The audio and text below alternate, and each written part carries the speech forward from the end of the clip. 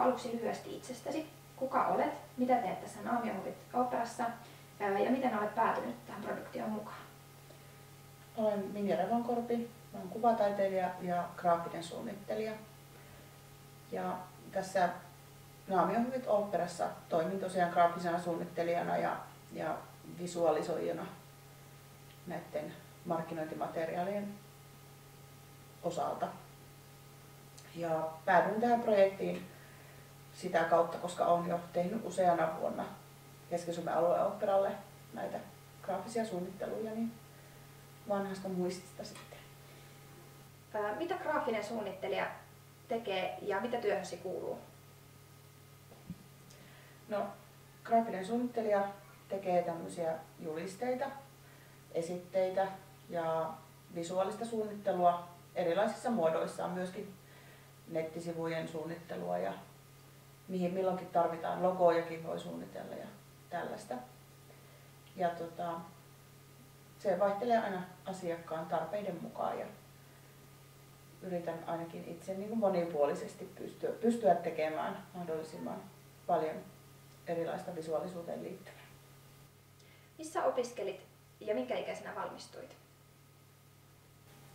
No, opiskelin tuossa lukion jälkeen oppisopimuksella mainostoimistossa, josta valmistuin AD-assistentiksi ja noin tietopuoliset opinnot tein markkinointi-instituutissa Helsingissä ja tämä tapahtui noin vähän yli parikymppisenä. Ja sitten sen jälkeen menin yliopistoon opiskelemaan taidekasvatusta ja sitten ennen kuin yliopistosta olin valmistunutkaan, niin hakeuduin jo sitten taidekouluun, eli minua rupesi kiinnostamaan sitten tämä ihan kuvataiteilijan ammatti. Ja kaikkihan nämä niin kuin tukee toisiaan ja liittyy samaan alaan ja tällä hetkellä teen tosiaan tätä graafista suunnittelua nyt sitten omalla toiminimellä, joka mulla on ollut 2005 vuodesta. Ja sen lisäksi opetan kuvaamataitoa koulussa ja sitten tämä oma taidepuoli on myös erittäin tärkeä. Ja viimeksi olen valmistunut tuosta Lahden taideinstituutista vuonna 2009.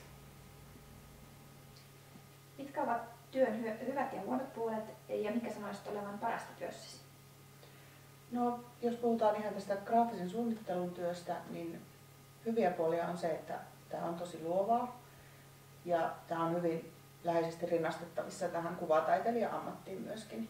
Eli tosiaan, että saa miettiä näitä kuvallisia asioita ja sommitteluja ja värejä ja kaikkea tämmöisiä samanlaisia kuin taidettakin tehdessä. Ja huonot puolet on taas sitten liittyy näihin aikatauluihin, että yleensä on tosi kiire aina kun jotakin tehdään ja deadlineit pukkaa päälle ja sitten menee välillä yötöiksi. No mitkä taidot on keskeisiä tässä sun työssä? Kyllä se on tämmöinen värien hahmottaminen ja visuaalinen hahmottaminen yleensäkin. Ja sitten se, että tulee toimeen erilaisten ihmisten kanssa, koska aina asiakkaat on tosi erilaisia, niillä on erilaisia toivomuksia ja pitää luovia sitten siinä. Että ei voi aina olla pelkästään sitä mieltä, että minä haluan tämän jutun tehdä näin, vaan pitää kuunnella myös sitä asiakasta. Vielä lopuksi, minkälaisia terveisiä haluaisit lähettää koululaisprojektissa mukana oleville kouluille? No ihan kokemuksella voin sanoa, että aina kun on oppilaiden kanssa opetustyössä, niin käyn erilaisissa taidetapahtumissa tai oopperassa tai näyttelyissä, niin kaikki on ollut tosi positiivisia kokemuksia ja ne on saanut niistä paljon irti, jotenka suosittelen, että ei kannata pelätä mitään eri taiteenlajeja, vaan rohkeasti mukaan vaan ja katsomaan, että mitä se itselle antaa.